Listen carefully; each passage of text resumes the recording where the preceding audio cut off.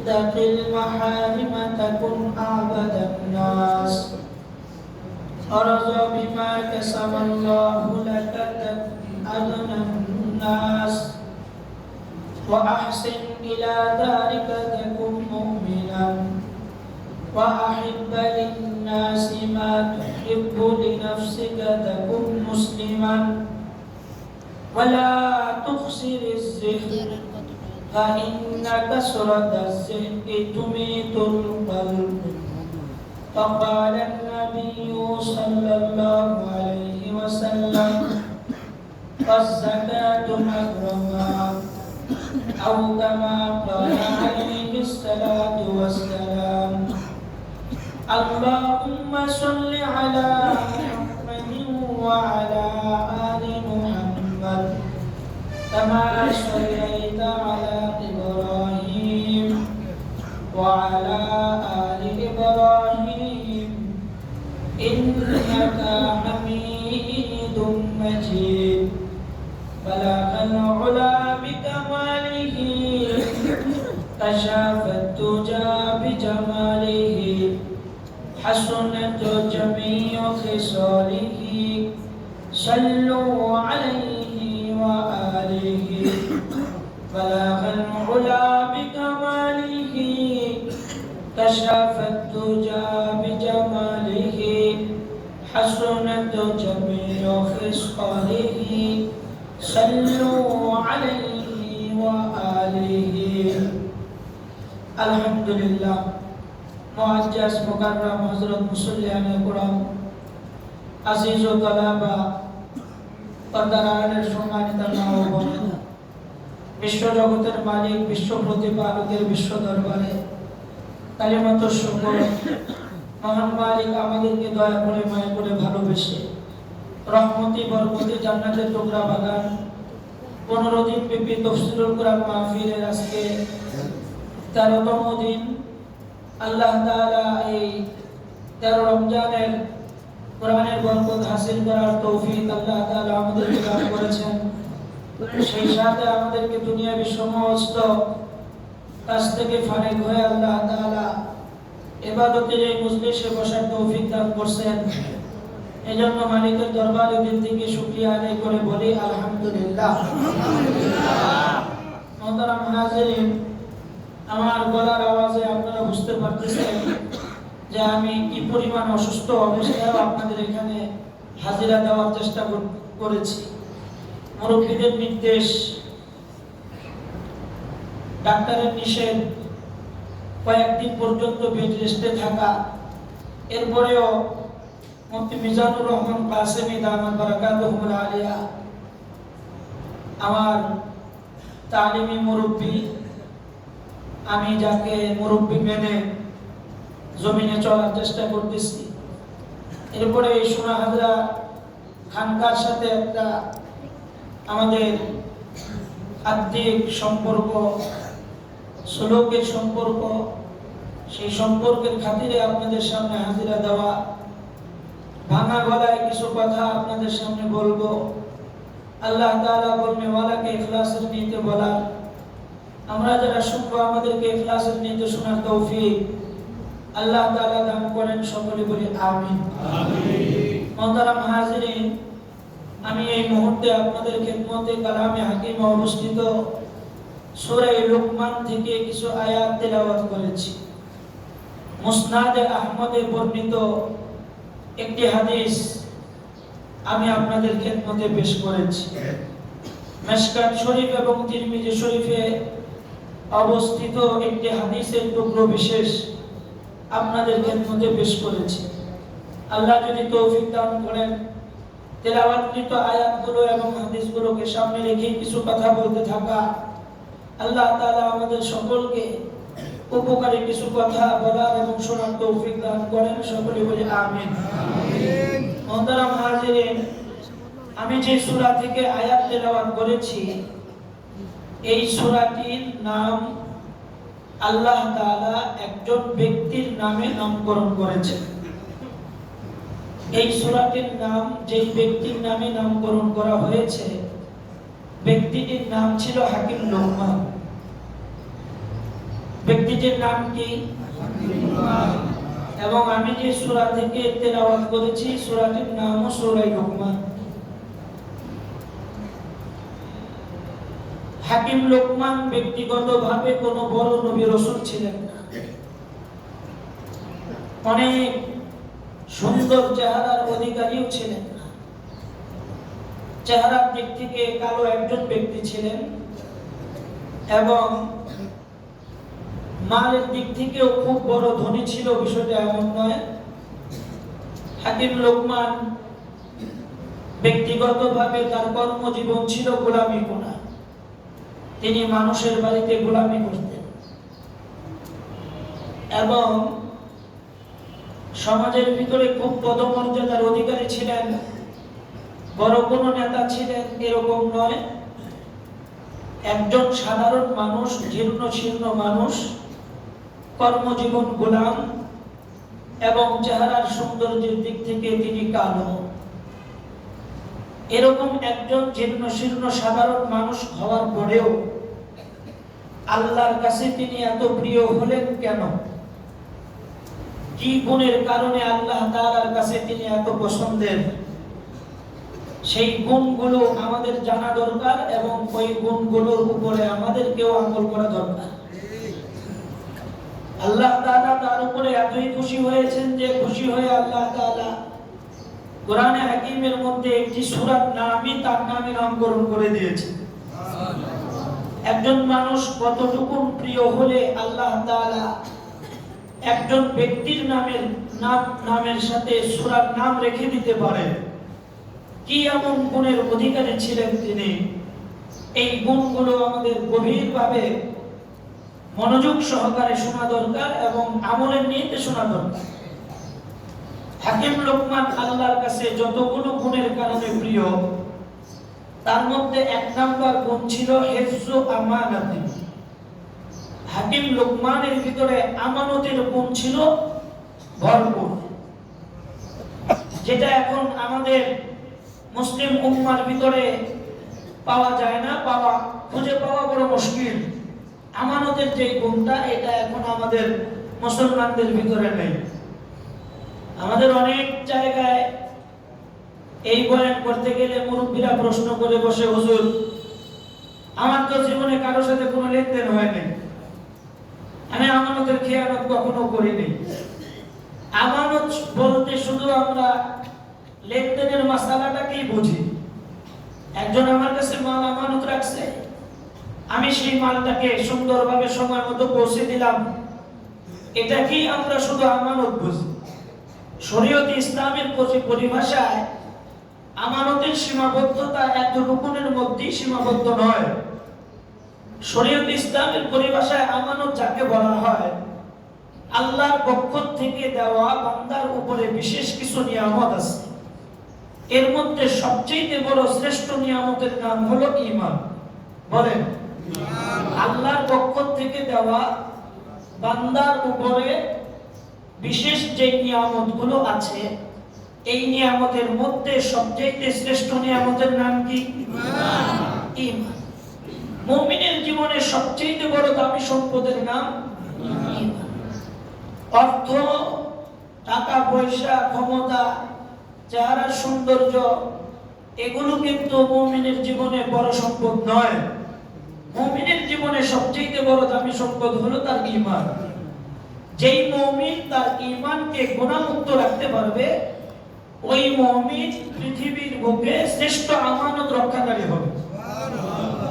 বলেন, আল্লাহর নবী সাল্লাল্লাহু আলাইহি ওয়াসাল্লাম হাদিসের মধ্যে এই কথাটা বলছেন, ইত্তাকিল মাহারিমা তাকুন আবাদান নাস। তুমি যদি আল্লাহর পেয়ারা হতে চাও, গুনাহমুক্ত জিন্দেগি যাপন করো, ঈমানকে গুনাহমুক্ত রাখো। যে ঈমানদার তার ঈমানকে গুনাহমুক্ত রাখতে পারলো, ওই ঈমানওয়ালা পৃথিবীর শ্রেষ্ঠ আমানত রক্ষাকারী হলো। এখন গুনাহের মধ্যে সবচেয়ে বড় গুনাহ হলো আল্লাহর হুকুম ফরজ ছেড়ে দেওয়া। গুনার মধ্যে সবচেয়ে বড় গুনাহ কি? আল্লাহর হুকুম ফরজ ছেড়ে দেওয়া, ফরজকে অস্বীকার করা। অস্বীকৃত ফরজের মধ্যে একটা ফরজ হলো যাকাতের মাসআলা। ওয়াজ যাকাতু মাগরুমা, যেটা আমরা আদায় করতে গেলে জরিমানা মনে করি। অনেকেই মনে করে যে যাকাত আদায় করতে গেলে আমার মাল কমে যাবে। আমি 1 কোটি টাকার মালিক হইছি, 1 কোটি টাকার যাকাত আসে 2.5 লক্ষ টাকা। 1 কোটি টাকার থেকে 2.5 লক্ষ টাকা যাকাত দিলে আমার মাল কমে যাবে। আগামী কালকের থেকে মানুষ আমাকে কোটিপতি বলবে না, লাখপতি বলবে। এই মাল কমে যাওয়ার ভয়ে কৃপণতা করে যারা যাকাত আদায় করে না, এরা যাকাত অস্বীকারকারী। সিদ্দিক আকবর আবু বকর রাদিয়াল্লাহু তাআলা আনহুর পক্ষ থেকে কিয়ামত পর্যন্ত যাকাত অস্বীকারকারীদের ব্যাপারে যুদ্ধের ঘোষণা ডাক আসছে। কতদিন পর্যন্ত যুদ্ধ চলবে? কতদিন? কিয়ামত পর্যন্ত। যারা যাকাত আদায় করবে না তাদের বিপক্ষে যুদ্ধ। কারণ যাকাত যারা আদায় করে না এরা আমানতের খেয়ানতকারী।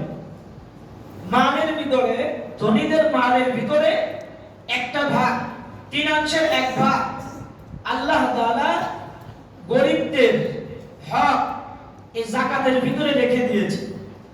যারা এই যাকাতটা আদায় করলো না এরা পৃথিবীর সবচেয়ে নিকৃষ্ট এবং সবচেয়ে বড় আমানতের খেয়ানতদার।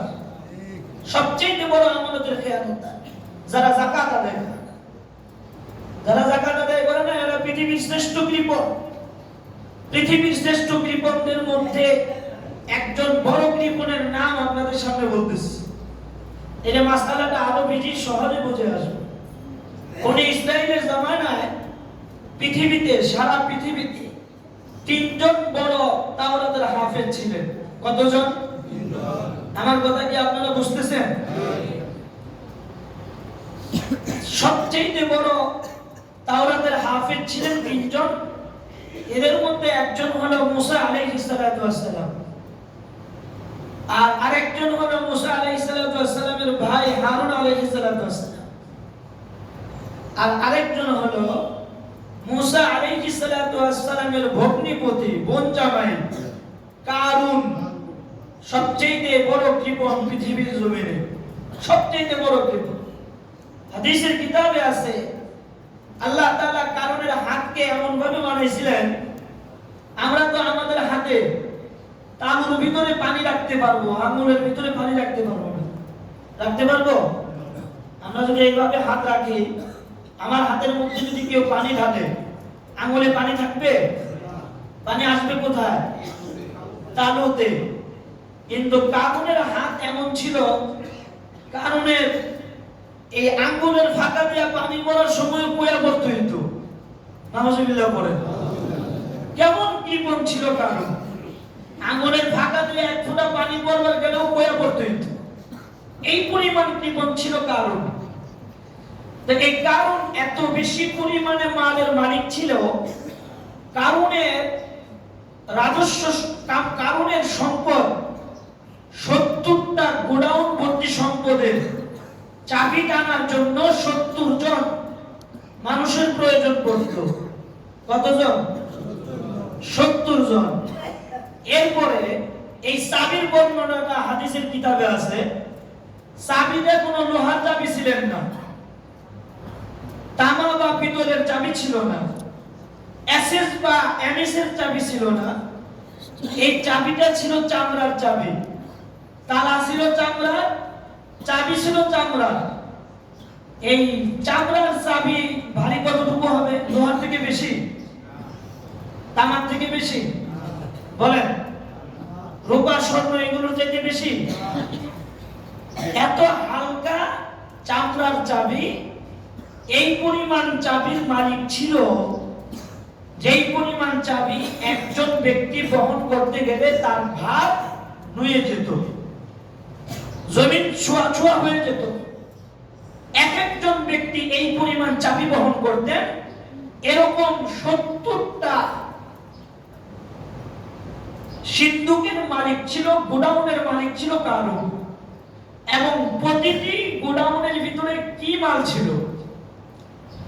ওই রমজান মাসে আমরা আমাদের সমাজের কিছু মানুষদেরকে দেখবেন পেঁয়াজের গোডাউন বানায় পেঁয়াজ রাখি করার জন্য, আলুর গোডাউন আলু রাখি করার জন্য, ডাবলির গোডাউন ডাবলি রাখি করার জন্য। এরকম মাল ছিল গোডাউনে অথবা কাঁচা মাল। বলে কারণের 70টা গোডাউনের ভিতরে পুরা ভরপুর স্বর্ণ আর রূপা দিয়া ভরা ছিল। কি ছিল? স্বর্ণ আর রূপায় ভরা 70টা গোডাউনের ভিতরে ছিল। এই পরিমাণ স্বর্ণের মালিক ছিল কারণ। তো মুসা আলাইহিস সালাম একদিন কারণকে ডাক দিয়া যাকাতের ওয়াজ করতেছে। এই কারণ, ভগ্নিপতি, আল্লাহ তো তোমার অনেক মাল দিয়েছে, তো তুমি তোমার মাল থেকে সঠিক নিয়মে যাকাত আদায় করো, মাল পবিত্র হবে, মাল হেফাজত করার জিম্মাদারি নেবেন আল্লাহ, বালা মুসিবত থেকে হেফাজত করবেন আল্লাহ, রোগ থেকে মুক্তি দান করবেন আল্লাহ। যারা মালের যাকাত দিবে কয়টা পুরস্কারে পুরস্কৃত করবেন আল্লাহ? 4টা। কয়টা? বলেন কয়টা? 4টা বিশেষ নিয়ামতে ধনী বানাবে। নাম্বার 1, অসুস্থতা থেকে আল্লাহ মুক্তি দান করবেন।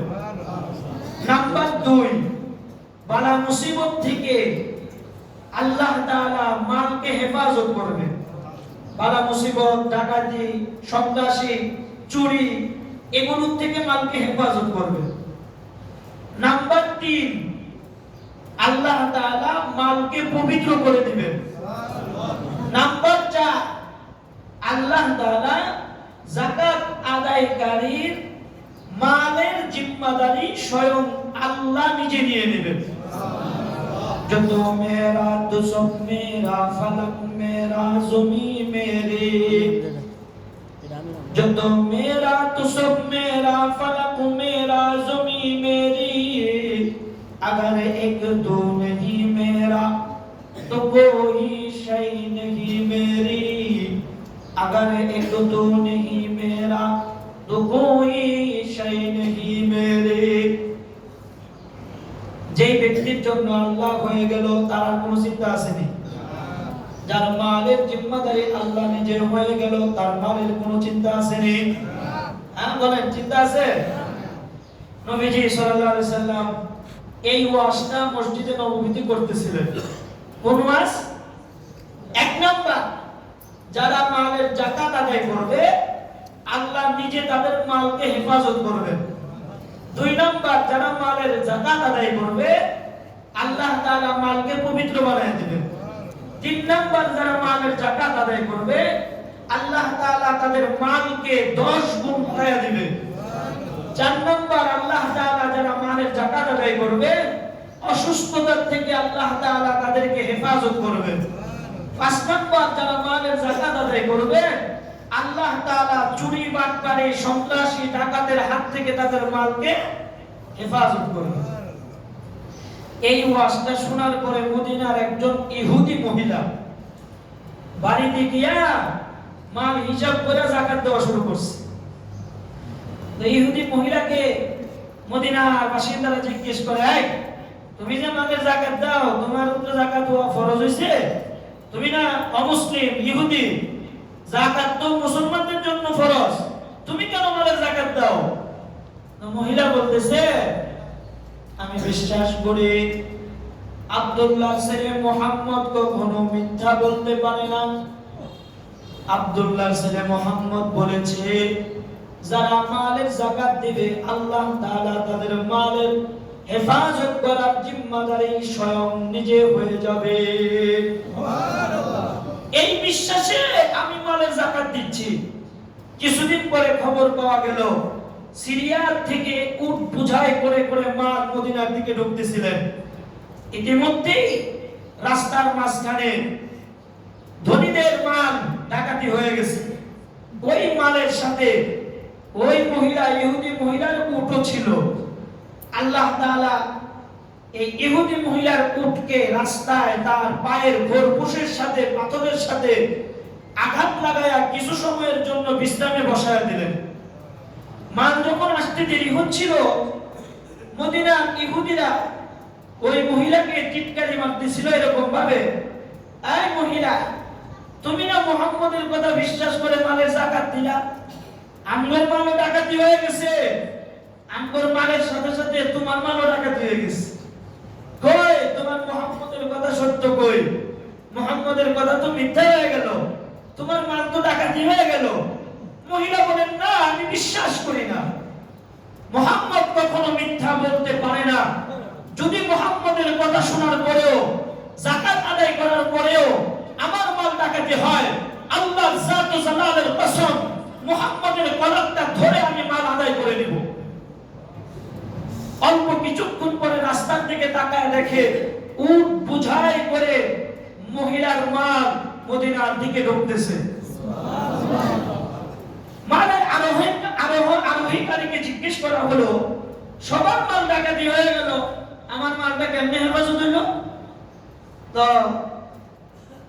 মদিনার সে আরোহী বলা আরম্ভ করলেন, আল্লাহ তাআলার মেহেরবানি, আপনার উটের সাথে পাথরের সাথে পা লেগে উট অসুস্থ হয়ে কিছু সময়ের জন্য জমিনে বসে পড়ল। আল্লাহ তাআলা উটকে অসুস্থ বানায়া আপনার মাল হেফাজত করে অল্প কিছুক্ষণ পরে আপনার মাল নিরাপদে মদিনায় ঢুকায় দিল। যদি আপনার উটটা অসুস্থ না হইতো তাহলে আপনার মালও ডাকাতি হয়ে যাওয়ার চান্স ছিল।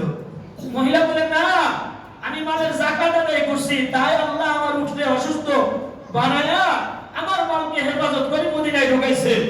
একটা দৌড় দিয়ে মুহাম্মদের দরবারে চলে গেছে, যা বলতেছে, ও মুহাম্মদুর রাসূলুল্লাহ, তুমি সত্য, তোমার রব সত্য, তোমার রব সত্য, তুমি সত্য, ইসলাম ধর্ম সত্য, ইসলাম ধর্মের মধ্যে মিথ্যা কিছু নাই। আর এক সেকেন্ড দেরি নয়, এই মুহূর্তে তাড়াতাড়ি আমারে কালেমা পড়ে মুসলমান বানায়। সাথে সাথে কালেমা পড়ে মুসলমান হয়ে গেছে। সেই কারণ মুসা আলাইহিস সালাম নসিহত করতেছে, কারণ মালের যাকাত আদায় করো। কি পরিমাণ মাল দেওয়া লাগবে? তোমার 70টা গোডাউনের ভিতরে যে পরিমাণ মাল আছে, ওই পরিমাণ মালগুলোকে 3 ভাগে বিভক্ত করে 1 ভাগ মাল তুমি গরিবের মধ্যে বন্টন করে দাও। এটা আল্লাহর বিধান। ওয়াজ-যাকাতু মাগরুমা, কারণ মালের যাকাত আদায় করবে পেরেশান হয়ে গেল, 1 টাকা 2 টাকা ধরা হয় নাই। তার মানে তার যত সম্পদ আছে সব সম্পদকে 3 ভাগে বিভক্ত করে 1 ভাগ সম্পদ গরিবের মধ্যে বন্টন করে দিতে হবে। এত সম্পদ বিলীন করা সম্ভব নয়। কারণ বাড়িতে গিয়া বুদ্ধি করলো যাকাত আদায় করা যাবে না, মুসা আলাইহিস সালামের সাথে পারাও সম্ভব না। আল্লাহ তাআলা আদম নবী থেকে নিয়ে আমাদের নবী পর্যন্ত যত নবী পৃথিবীতে পাঠিয়েছেন, সব নবীর ভিতরে মুসা আলাইহিস সালাম জালালি মেজাজের নবী, অন্যায়কে বরদাস্ত করতে পারে না। কারণ মুসার ভয়ে চিন্তা করলেন, মুসা আলাইহিস সালামের সাথে হাতের শক্তিতে পারা যাবে না, লাঠির শক্তিতেও পারা যাবে না, বুদ্ধির শক্তিতেও পারা যাবে না। সুতরাং যেই কায়দায় আমি মুসা আলাইহিস সালামের সাথে যুদ্ধে নামবো, সব কায়দায় আমি হেরে যাব। 3 ভাগের 1 ভাগ মাল দিলে আমার মাল অনেক কমে যাবে। কারণ বুদ্ধি করলো মুসা আলাইহিস সালামের উপরে জিনার তহমত দেওয়া। একজন মহিলাকে ভাও করলো বনি ইসরাইলের, এই মহিলা মুসা আলাইহিস সালামের ব্যাপারে একটা তহমত দিতে হবে। কি তহমত? যদি তুমি ভরা মজলিসের মধ্যে ঈদগাহের মাঠে দাঁড়ায় বলতে পারো মুসা আলাইহিস সালাম আমার সাথে জিনা করছে, বিনিময়ে তুমি 10 কেজি স্বর্ণ আমার কাছ থেকে উপহার পাইবা, আরো অনেক টাকা তোমাকে দেব, বস্তা ভর্তি টাকা দেব, শুধু তুমি বলবা মুসা নবী আমার সাথে জিনা করছে। হায় নাউযুবিল্লাহি মিন যালিক। মহিলা প্রথমে রাজি হচ্ছিল না, না এত বড় আজাল্য একজন নবী, এই নবীর ব্যাপারে মিথ্যা তহমত দিলে আমি জ্বলে পড়ে সারখার হয়ে যাব, না এটা করা যাবে না। কারণ বললেন বাইরে চিন্তা দেখো, বহুত মাল কিন্তু বস্তা ভর্তি টাকা, 10 কেজি স্বর্ণ। মহিলার ঘরে ছিল অভাব, অভাবের তাড়নায় স্বভাব নষ্ট করে ফেলাইল। মহিলা রাজি হয়ে গেল, আচ্ছা ঠিক আছে অসুবিধা নাই, আমি রাজি। ঈদগাহের মধ্যে নামাজ পড়ানোর জন্য মুসা আলাইহিস সালাম গেছে। ঈদগাহের ঈদের নামাজ পড়াবে মুসা নবী, এই নামাজের খুতবা দেওয়া শুরু করছে। তো এই অবস্থায় কারণ মুসা আলাইহিস সালামকে প্রশ্ন করতেছে, মুসা আপনার কাছে একটা প্রশ্ন। কি প্রশ্ন? ও মুসা, জিনার শাস্তি কি? মুসা নবী জিজ্ঞেস, জিনা করার শাস্তি কি? মুসা আলাইহিস সালাম বললেন, জিনা করার শাস্তি অপরাধীকে জমিনে পুঁতে পাথর মেরে সঙ্গে সার করা, রক্তাক্ত করে দুনিয়া থেকে বিদায় করে দেওয়া। কারণ মুসা নবীকে প্রশ্ন করলেন, মুসা এই শাস্তিটা তোমার জন্য প্রযোজ্য, আমার জন্য প্রযোজ্য, দুনিয়ার সমস্ত মানুষের জন্য প্রযোজ্য, কথা ঠিক? মুসা নবী কয়, হ্যাঁ কথা ঠিক। জিনা যদি আমিও করি আমার জন্য একই শাস্তি, জিনা যদি তুমি করো তোমার জন্য একই শাস্তি, জিনা যদি দেশের রাজা বাদশারা করে তার জন্য একই শাস্তি, জিনা যদি সমাজের সর্বনিম্ন স্তরের মানুষ করে তার জন্য একই শাস্তি। হযরত মুসা আলাইহিস সালাম ফতোয়া দিয়ে দিলেন। কারণ বললেন, আচ্ছা তুমি জিনা করলে যে শাস্তি, আমি জিনা করলে একই শাস্তি যদি হয়ে থাকে, এই মহিলা দাঁড়াও। বড়া মজলিসের মধ্যে মহিলারে দাঁড় করায় দিস। মহিলা দাঁড়ায় বলা আরম্ভ করছে, ও ঈদের মাঠের মুসল্লিরা, ও বনি ইসরাইলের নবীর উম্মতেরা, শোনো, তোমাদের নেতা, তোমাদের নবী মুসা আলাইহিস সালাম আমার সাথে জিনা করছে। তহমত দিয়ে মুসা আলাইহিস সালাম তো গরম হয়ে গেছে। জালালি তবিয়তের নবী, এত বড় মিথ্যাচার। সাথে সাথে মুসা নবীর রক্তমাখা চেহারা দেখা মহিলা ঘুরে গেছে। মহিলাকে ঘুরাই দিছে কে? আল্লাহ। মহিলা দিল ঘুরাই দিছে কে? আল্লাহ। जो तो मेरा तो सब मेरा, फलक मेरा ज़मीं मेरे, जो तो मेरा तो सब मेरा, फलक मेरा ज़मीं मेरी, अगर एक तो नहीं मेरा तो कोई शय नहीं मेरी, अगर एक तो नहीं मेरा तो कोई शय नहीं मेरी। যে ব্যক্তি আল্লাহর হয়ে যায়, আল্লাহ তার জন্য হয়ে যায়। জোরে কথা বলেন ঠিক কিনা? মুসা আলাইহিস সালাম আল্লাহর জন্য হয়ে গেছে। আল্লাহ তাআলা অপমান বরদাস্ত করে নাই, মহিলার দিলকে ঘুরায়া দিছে। মহিলা এবার দাঁড়ায়া বলা আরম্ভ করছে, আ বনি ইসরাইলের নবীর উম্মতরা শোনো, আমি মিথ্যা প্ররোচনায় পড়ে মুসা নবীর নামে তহমত দিয়ে দিছি। আসলে মুসা আমার সাথে জিনার কাজ করে নাই, হারুন আমাকে টাকা দিয়া মিথ্যা সাক্ষী দেওয়ার জন্য ভাও করে আনছে। যাকাতের মাসআলা থেকে বাঁচার জন্য, তার মাল থেকে যেন যাকাত না দেওয়া লাগে, 10 কেজি স্বর্ণ দেওয়ার ওয়াদা করেছে, বস্তা ভর্তি টাকা দেওয়ার ওয়াদা করেছে। এবার জাতি তো কারণকে মানার জন্য রেডি হয়ে গেছে, কারণ এবার পালানোর জন্য সিস্টেম করতেছে। বুঝলেন না বিষয়টা? পালানোর জন্য ভাও হইতেছে। এই হালতে আল্লাহ তাআলা জমিনকে বললেন, এই জমিন, খবরদার কারণ যেন তোমার জায়গা থেকে এক চুল পরিমাণ লড়চড় করতে না পারে। কারণকে তুমি শক্ত করে ধরো। এবার জমিন ফাঁক হয়ে গেল, কারণের পায়ের কোনি পর্যন্ত জমিনে টেপে গেল। কারণ সামনে যেতে চায় যেতে পারে না, পিছনে যেতে চায় যেতে পারে না, ডাইনে যেতে চায় যেতে পারে না, বামে যেতে চায় যেতে পারে না। জোরে বলেন একটু আল্লাহু আকবার। এবার মুসা আলাইহিস সালাম জমিনকে বললেন, জমিন খবরদার, কারণ যেন জমিন থেকে উঠতে না পারে। মুসা আলাইহিস সালাম জমিনকে ধমক দেয়, জমিন আবার ফাঁক হইয়া কারুনের কোমর পর্যন্ত কারুনকে ডাবায় ফেলায়। এইভাবে কোমর পর্যন্ত নেমে গেছে। কারুনের হালত খারাপ, কারুন মৃত্যুর শয্যায় সজ্জিত। কাঁদতে কাঁদতে কারুনের চোখের পানি বইরা হাদিসের কিতাবের মধ্যে আছে কারুনের আশেপাশের জমিনের জায়গাগুলো কাদা কাদা হয়ে গেছে। এই পরিমাণ চোখের পানি ফেলাইছে কারুন। আল্লাহ মুসারে ডাক দিয়া কয়, দোস্ত, যেই পরিমাণ চোখের পানি কারুন ফেলাইছে, এই পরিমাণ চোখের পানি যদি কারুন আমার কাছে ফেলাইতো, আমি কারুনকে সাথে সাথে মাফ করে দিতাম। দোস্ত, আপনার দিল এত শক্ত, এত কান্না কাঁদতেছে, জমিন ভিজা কাদা কাদা হয়ে গেল, এরপরও আপনি কারুনকে মাফ করেন না, ঘটনা কি? ও আমার কাছে এক দুই ফোঁটা চোখের পানি ফেলাইলে তো আমি আল্লাহরে মাফ করে দিতাম। সুবহানাল্লাহ, কর দরকার নাই। মাওলা চিল্লা না, মালিক চিল্লা না। কোন রব আমাদেরকে সৃষ্টি করছে? আল্লাহু আকবার।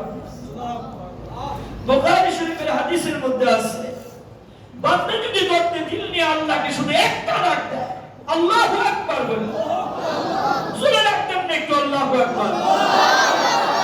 আর একটু জোরে আওয়াজ দিয়া বলেন সুবহানাল্লাহ, সুবহানাল্লাহ। জোরে আওয়াজ দিয়া বলেন আলহামদুলিল্লাহ। জোরে মুসলমানের আওয়াজ দিয়া বলেন আল্লাহু আকবার। মুসলমানের আওয়াজ দিয়া বলেন আমাদের মালিক কে? হাদিসের পরিভাষা অনুযায়ী জিন্দেগীর সব গুনাহ মাফ। কয়বার কোন লাগবো? একবার। একবার আল্লাহকে রাখলে জিন্দেগীর সব গুনাহ মাফ হয়ে যায়। সুবহানাল্লাহ। কেন বৈশাখ কত বেশি ডাকলেন? রাসূল বলেন, এর পরের থেকে যত বেশি ডাকবা তত বেশি মর্যাদা তোমার জমিনে বাড়তে থাকবে। সুবহানাল্লাহ। যত ডাকবা তত বেশি মর্যাদা বাড়বে। আল্লাহ রাখ দেয়া কয়, দোস্ত, যেই চোখের পানি ফেলাইছে, আমি রবের কাছে যদি এক ফোঁটা চোখের পানি ছেড়ে দিত, আমি কারণটা মাফ করে দিতাম। আপনি মাফ করতেছেন না। মুসা আলাইহিস সালাম আল্লাহর ডাক দেবে, আল্লাহ, আপনি জানেন? আল্লাহ জানে না? জানে আল্লাহ। ও কত বড় বদমাশ, কম্বক। ও কিন্তু আমার সাথে আবারও দুষ্টামি করবে, আল্লাহ এই জন্য ওরে মাফ করি না। আর দুষ্টামিটা আপনি শেষে দেখবেন কেমন দুষ্ট। কারণ মুসা নবীরে ডাক দিয়া কয়, মুসা, আমি তোমার ভগ্নিপতি, তোমার বোন জামাই, আমি কিন্তু মরে যাচ্ছি ভাব। আমি যদি মরে যাই, তোমার বোন যে বিধবা হয়ে যাবে। কি কয় মুসা নবীরে? কি কয়? আমি মরে গেলে তোমার বোন তো বিধবা হয়ে যাইব, আমারে বাঁচাও। মুসা নবী কয়, না, তোমাকে শাস্তি পেতেই হবে। শেষ পর্যন্ত কারণ তাকায় দেখলো মুসা নবী যেভাবে শক্ত করে বসে, ও আজকে আমাকে ছাড়বে না। এমনি জিততে না পারছি, কথা কই একটু জিতি। কথাটা কি? ও মুসা, আল্লাহ এই কারুনের দুষ্টামিটা প্রকাশ করতেছে। কেমন দুষ্টামি প্রকাশ করতেছে, কেমন দুষ্ট। আল্লাহ, আঙ্গর রোহিতপুরের সামনে একটা এলাকা আছে জিঞ্জিরা, চিনেননি? জিঞ্জিরা এলাকার নাম শুনছেন সবাই? ঢাকার সাথে লাগানো। এই জিঞ্জিরা ওনাদের একটা স্বভাব ছিল, কারোর সাথে মারামারি লাগলে একটা মজার কথা কইতেছি, আল্লাহ মাফ করুন। আমাদের এই দিকের কোন লোকের সাথে তাদের সাথে মারামারি লাগলে, আমরা শহরের মানুষ তো মায়ের বাতে এক্সপার্ট, বসে একটা জায়গায় 10টা মনে করেন 1 সেকেন্ডের মধ্যে দিয়া দেবো। শহরের মানুষ তো কইতে বড়, সাহস বড়, জজ তুফানের সাথে মোকাবেলা করা মানুষেরা। তো মারামারি যখন লাগতো, বসি 4-5টা তো খাইয়া লাইতো জিঞ্জিরা খাইয়া। পরে কি কইতো জানেননি? আপনি আমগরে দিক দিয়ে যাবেন না, পরে বুঝাবো মজাটা। বুঝেন না বিষয়টা? না পাইলে পরে কি কইতো? আপনি আমগো দিক দিয়ে যাবেন না, পরে বুঝাবো না মজাটা। বুঝেন না বিষয়টা? কারণের দশা হয়েছে এরকম। এমনি তো পারতেছে না, শেষ পর্যন্ত একটা কথা কয়ে তো সান্ত্বনা দিতে হইব নিজের। সান্ত্বনাটা কেমনে দেয়? মুসা নবীকে ডাক দিয়া কয়, মুসা, তুমি আর তোমার আল্লাহ এখন ফকির হয়ে গেছো না? এখন আমি কারণের মালের দিকে তোমার আল্লাহর আর তোমার নজর পড়ছে। মুসা আলাইহিস সালাম আল্লাহকে ডাক দিয়ে, আল্লাহ দেখছেন ও কত বড় শয়তানের শয়তান, আপনি তো কইতেছেন না মাফ করে দিতে, ও কত বড় শয়তান, ও মনে মনে বাপ, ও তখন আমারে কয় যে তোমার আল্লাহ আর তোমার আমার মালের উপর নজর পড়ছে, নজর দেওয়ার দরকার কি, কিছু মাল নিয়ে যাও, আমার ছেড়ে দাও। মুসা আলাইহিস সালাম আল্লাহকে ডাক দিয়ে, আল্লাহ আপনার নজর কি ওর মালের উপরে পড়ছে অথবা আমার নজরে কি পড়ছে? ও আল্লাহ, আর মাল যেন জমিনে না থাকে। এবার জমিনকে নির্দেশ করলেন মুসা, জমিন কারুনের সমস্ত মালকে তুমি খেয়ে ফেলো। এবার জমিন ভাগ হয়ে 70টা গোডাউনের সমস্ত মাল জমিনের নিচে চলে গেছে, সব মাল শেষ, ধ্বংস স্তূপে পরিণত হয়েছে। কারুনও ধ্বংস, কারুনের মালও ধ্বংস। কিসের কারণে? ওয়াজ বুঝে না, একজনে কয় হিংসা। চিন্তা করছেন এই এতক্ষণ পর্যন্ত প্রতিযোগিতা, কয় ইউসুফ জুলেখা মহিলা না বেড়া, এই নিয়ে ওয়াজ কি কাম হয়ে গেল? জনগণ আনন্দে যাকাত না আদায় করার কারণে, কৃপণতা করার কারণে কারণ ধ্বংস, কারণের মালও ধ্বংস। এবার বলেন জমিনের গুনার মধ্যে সবচেয়ে বড় একটা গুনাহ আয-যাকাতু মাগরামা। যারা নিসাব পরিমাণ মালের মালিক হওয়ার পরে নির্দিষ্ট সময়ের ভিতরে যারা মালের যাকাত আদায় করে না, এরা জমিনের সবচেয়ে বড় আমানতের খেয়ানতদার, সবচেয়ে বড় আমানতের খেয়ানতদার। এরা যদি আমি খাতা নিয়ে লিস্টি করতে থাকি, এলাকায় ঘুরতে থাকি, এই এলাকার এক একটা বাড়িওয়ালা কমপক্ষে 1.5 লাখ, 2 লাখ, 2.5 লাখ, 3 লাখ, এমনকি 1 কোটি টাকা পর্যন্ত যাকাতওয়ালা বাড়ি আছে। এই 1 কোটি টাকার যাকাত যদি শোনা আমরা মাদ্রাসায় একটা দিয়া দেয়, সারা বছরের কোনো অভাব থাকবো না, জোরে কর থাকবো, কিন্তু দিবে না। চরিত্র 10,000 টাকার কিছু সস্তা দামের কাপড় কিনা পহেলা রমজান থেকে ফিরাইয়া 10 রমজান পর্যন্ত হরণ হয়ে গেছে, দরজার সামনে লিখে দিছে আর দেওয়া সম্ভব না, আজকের থেকে দেওয়া বন্ধ, যাকাতের মাসটা শেষ। বিলাইছে কত টাকার কাপড়? 10,000 টাকা। যাকাত আছে 1 কোটি টাকা। ধ্বংস অনির্বাহ্য। জোরে কথা বলেন ঠিক না বলেন? নির্দিষ্ট সময় আদায় করতে হবে। রাজি আছি কারা কারা? আতুরে দেখান। এই গুনাহ থেকে বাঁচবো ইনশাআল্লাহ। আজকের থেকে পুঙ্খান্ন হিসাব করে যাকাত দিব ইনশাআল্লাহ। আর জোরে বলেন ইনশাআল্লাহ। আপনারা এই যাকাত আদায় না করার গুনাহটা থেকে আমরা বেঁচে থাকব। হাকিম লুকমানের ভিতরে হিফজু আমানাতিন, আমানতের গুণ ছিল শ্রেষ্ঠতম গুণ। হাকিম লুকমান কখনো আমানতের খেয়ানত করে নাই। 12 বছর পর্যন্ত এক বাগানের মালিক ছিল। মালিক আরে কয় বাগান পরিচর্যা করে যে এই বাগানের মালিক কত বছর? 12 বছর। 12 বছর পরে বাগানের মালিক আসছে। মালিক এসে বলতেছে, লোকমান,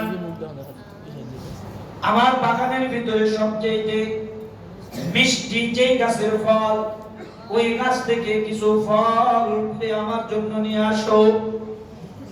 হাকিম লোকমান ফল গাছের নিচে দাঁড়ায় গেছে। কোন গাছের ফলটা তিতা, কোন গাছের ফলটা মিষ্টি? লোকমান হাকিম বড় চিন্তায় পড়ে গেছে। অনুমান করে এক গাছ থেকে কিছু ফল পাইরা মালিকের সামনে হাজির করছে। এক প্লেট থেকে একটা ফল মুখে দিয়া থুতু মাইরা ফলটা জমিনের মধ্যে ফেলায় দিছে। হাকিম লোকমানকে একটা ধমক দিয়া বললেন, ও লোকমান, 12 বছর পর্যন্ত বাগানের মালিকিরি করলা, বাগান পরিচর্যা করলা, কোন গাছের ফলটা তিতা, কোন গাছের ফলটা মিষ্টি, এটা তুমি আজও পর্যন্ত বলতে পারো না। তুমি কেমন বাগানের পরিচর্যাকারী হইলা? হাকিম লোকমান চোখের পানি ছাড়া দিয়া কয়, মালিক, আল্লাহর জাত ও জালালের কসম, 12 বছরের ভিতরে গাছ থেকে ঝরে যাওয়া একটা ফল কোনদিন মালিকের অনুমতি ছাড়া মুখে দেই নাই। কেমনে বলবো কোনটা তিতা, কোনটা মিঠা, কোনটা সুখা? কেমনে বলবো? হিফজ লোকমান, আল্লাহ তাআলা হাকিম লোকমানের এই আমলকে পছন্দ করছেন। আল বিদায়া ওয়ান নিহায়া নামক কিতাবের ভিতরে আল্লামা হাফিজ ইমামউদ্দিন ইবনে কাসির রাহমাতুল্লাহি আলাইহি হাকিম লোকমানের ব্যাপারে বর্ণনা করেন। হাকিম লোকমান আল্লাহর কাছে এমন পছন্দের মালিক ছিলেন, আল্লাহ তাআলা হাকিম লোকমানকে পছন্দ করে তার সামনে দুইটা পেয়ালা দিলেন, একটা নবুয়তের আর একটা হিকমতের। লোকমানকে জিজ্ঞেস করলেন, ও লোকমান, জ্ঞান বিজ্ঞানের অমূল্য ভান্ডারটাও গ্রহণ করতে পারো, নবুয়তের পেয়ালাটাও গ্রহণ করতে পারো। হাকিম লোকমান জ্ঞান বিজ্ঞানের অমূল্য ভান্ডার গ্রহণ করলেন, নবুয়তের পেয়ালা নিলেন না। এখানে আল্লাহ পাকের ইশারা আছে। আল্লাহ তাআলা আদম নবী থেকে নিয়ে আমাদের নবী পর্যন্ত যত নবী পৃথিবীতে বানাইছেন, কোন নবীকে কালো বানায়া পাঠান নাই। অর্থাৎ কোন কালো মানুষের ভিতর থেকে নবী বানান নাই। যত নবী আসছে যার যার যুগের শ্রেষ্ঠ সুন্দর, যার যার যুগের শ্রেষ্ঠ সুন্দর। তো হাকিম লোকমান কালো, এরপরেও আল্লাহ তাকে নবুয়ত দিতে চাইছিলেন। নাও নবীও হতে পারো, হিকমতের ভান্ডার নিয়ে বড় ডাক্তারও হয়ে যেতে পারে। সুবহানাল্লাহ। এই পরিমাণ মকবুল ছিলেন হাকিম লোকমান। হাকিম লোকমান আল্লাহর কাছে দ্বিতীয় নম্বরে যেই গুণের কারণে প্রিয়, সেই গুণটা হলো হাকিম লোকমান পৃথিবীর জমিনে পিতাদের কাতারে শ্রেষ্ঠ পিতা ছিলেন। সুবহানাল্লাহ বলতেন তো। পিতাদের মধ্যে শ্রেষ্ঠ পিতাদেরকে যদি এক কাতারে দাঁড় করানো হয়, হাকিম লোকমানকে প্রথম সারির কাতারের লোক হিসাবে গণতে হবে। এমন একজন আদর্শিক পিতা ছিলেন। আমাদের সমাজে তো পিতার অভাব নাই, এমন বড় অনেক পিতা আছে, অভাব নাই। সবাই কিন্তু হাকিম লোকমানের মতন না। হাকিম লোকমান কেমন পিতা ছিলেন? পিতা হয়ে হাকিম লোকমান তার সন্তানদেরকে নসিহত করলেন, ইয়া বুনাইয়া আকিমিস সালাহ, এই সন্তান ওয়াদা দাও জীবনে কোনোদিন নামাজ ছাড়বা না। বাপ তার সন্তানকে নামাজের দাওয়াত দিচ্ছে, আর বর্তমান হাই সোসাইটির পিতামাতারা সন্তানকে নামাজের দাওয়াত দিতে গেলে শরম পায়। বাপ তার সন্তানকে সালাম দিতে শরম পায়, সন্তান তার পিতাকে সালাম দিতে শরম পায়, বাবাকে নামাজের কথা বলতে শরম পায়, লজ্জা পায়। জোরে কথা কোন ঠিক না? লজ্জা পায়। সন্তানকে নামাজের কথা কোন নাই কে? হুজুর শরম করে। এই সন্তানকে সালাম দেন নাই কে? হুজুর লজ্জা করে। ওনারে সালাম দেব? সন্তানকে সালাম দেওয়া এটা এখন লজ্জার বিষয় হয়ে গেছে। সন্তানকে নামাজের কথা বলা এখন লজ্জার বিষয় হয়ে গেছে। আমরা পিতা মাতা, হাকিম লোকমান তার সন্তান দেয়, এই সন্তান এভাবে হাত উঠান, দুই হাত উঠান, সবাই উঠান। রমজান মাসে আল্লাহর দিকে, আসমানের দিকে যার হাত যত বেশি উঠবে, সে তত বেশি আল্লাহর পেয়ারা হবে। হ্যাঁ ছাত্ররা বসো, এদিক সেদিক তাকাবো না, বলেন ইনশাআল্লাহ। বলেন ইনশাআল্লাহ। সবাই বলেন ইনশাআল্লাহ। হাত নামান। অল্প সময় আছে কিন্তু অন্যদিকে যাওয়ার কোনো সুযোগ নাই। যে আয়াতগুলো তেলাওয়াত করছি, আয়াতের তাফসীরগুলো শুনতে হইব না? খুব মনোযোগ সহকারে শুনেন। হাকিম লোকমান আল্লাহর কাছে যেই গুণের কারণে প্রিয়, তার মধ্যে 2 নম্বর গুণ হলো সন্তানদেরকে বসায়া তিনি ভালো ভালো কথা বলতেন। 1 নম্বর ভালো কথা, ইয়া বুনাইয়া আকিমিস সালাহ, এই সন্তান পিতার হাত ধরে ওয়াদা দাও জীবনে কোনোদিন নামাজ ছাড়বা না। সন্তান তার পিতার হাত ধরে ওয়াদা দিয়ে দিলেন, বাবা জীবনে কোনোদিন নামাজ ছাড়বো না, নামাজ কায়েম করব। 1 নাম্বার, আল্লাহ জিবরাইল আমিনকে ডাক দেয়া বললেন, ও জিবরাইল, হাকিম লোকমানের এই কথাটা আমার বড় পছন্দ হয়ে গেছে। জিবরাইল এই কথাটাকে নোট করে রাখো, রেকর্ড করে রাখো। হাকিম লোকমানের এই কথাটা আমি কোরআনের আয়াত বানায়া জমিনে বানাবো। সুবহানাল্লাহ। 2 নাম্বার, ওয়ামুর বিল মারুফ, সন্তান জীবনে কোনোদিন ভালো কাজ ছাড়বা না, যত ভালো কাজ আছে সব ভালো কাজ করবা। 3 নাম্বার, ওয়ানহা আনিল মুনকার, এই সন্তান চোখের সামনে অন্যায় দেখলে প্রতিবাদ করবা, নিজেও অন্যায় করবা না, অন্য কেউ অন্যায় কাজ করতে দেখলে প্রতিবাদ করবা। শেষ রক্তবিন্দু দিয়ে হলেও বাতিলের সাথে আপোষ করবা না, যুদ্ধ করবা। ওয়াদা দাও। জমিনে পিতা আছে, সন্তানকে ভালো কাজ করো এই কথা বলার পিতা আছে, কিন্তু দোস্ত অন্যায় দেখলে প্রতিবাদ করো, প্রতিবাদী সন্তান হও, এমন কথা বলার পিতা জমিনে নাই। খাবি দাবি ঘুমাবি, আল্লাহ বিল্লাহ করবি, নামাজ পড়বি, কোন জায়জামানায় জানি না দিহি, এই কথা বলার পিতা আছে। খাবি দাবি ঘুমাবি, নামাজ পড়বি, আল্লাহ বিল্লাহ করবি, কোন জায়জামানায় জানি না দিহি। অন্যায় দেখলে প্রতিবাদ করো, শেষ রক্ত দিয়ে হলেও অন্যায়ের প্রতিবাদ করতে করতে আল্লামা আব্দুল হামিদ পীর সাহেব মধুপুরের মতো, মুফতি জাকির সাহেবের মতো, মিজান সাহেবের মতো, এরপরে শহীদ উসমান হাদির মতো প্রতিবাদ করতে করতে রক্ত দিতে দিতে জমিন থেকে বিদায় হও, অন্যায়ের সাথে আপোষ করবে না, এই কথা বলার পিতা সমাজে বড় অভাব। জোরে কথা বলেন, ঠিক না বলেন? এই কথাগুলো না বলার কারণে সমাজের ক্ষতি কি হচ্ছে? আগে তো একটা জেলার ভিতরে খুঁজলে মদের ভাজি পাওয়া যেত, মদের ব্যবসায়ী পাওয়া যেত, গাঁজার ব্যবসায়ী পাওয়া যেত, ফেন্সিডিলের ব্যবসায়ী পাওয়া যেত, ইয়াবার ব্যবসায়ী পাওয়া যেত। প্রতিবাদ না থাকার কারণে সেটা এখন জেলা থেকে প্রতিটি সমাজে সমাজে ঢুকছে। জোরে কথা বলেন, ঠিক না বলেন? প্রত্যেক সমাজে খুঁজলে এখন এটা পাওয়া যাবে, মদের ব্যবসায়ী, গাঁজার ব্যবসায়ী, ফেন্সিডিলের ব্যবসায়ী। আগামী 10 বছরে যদি প্রতিটি পিতা এই প্রতিজ্ঞায় আবদ্ধ না হয়, আমি আমার সন্তানকে প্রতিবাদী সন্তান বানাবো, আল্লাহর জন্য রাস্তায় ছেড়ে দেব। পীর সাহেব মধুপুর যেমন রাজপথে নেমে বলা খোলা বলে বাতিলের সাথে কোনো আপোষ নাই, লড়তে লড়তে মরো, মরতে মরতে লড়ো, অন্যায়ের প্রতিবাদ করো। এইভাবে প্রতিটি সন্তান যদি তৈরি না হয়, খোদার কসম প্রত্যেকটা ঘরে ঘরে ঢুকতে দেরি হবে না, সমাজ থেকে প্রতি ঘরে ঢুকবে। আগামী 10 বছরে প্রত্যেকটা ঘরে একটা করে গাঁজাখোর সন্তান, ইয়াবা সেবনকারী সন্তান, মাদকাসক্ত সন্তান ঘরে ঘরে খুঁজতে পাবেন। এটা এখনো মোটামুটি 60% হয়ে গেছে, 40% বাকি আছে। জোরে কথা কোন, ঠিক না বেটা? কত পার্সেন্ট বাকি আছে? 40% বাকি আছে। এই ব্যাপারের থেকে বাঁচতে হলে সন্তানদেরকে প্রতিবাদী সন্তান বানাইতে হবে।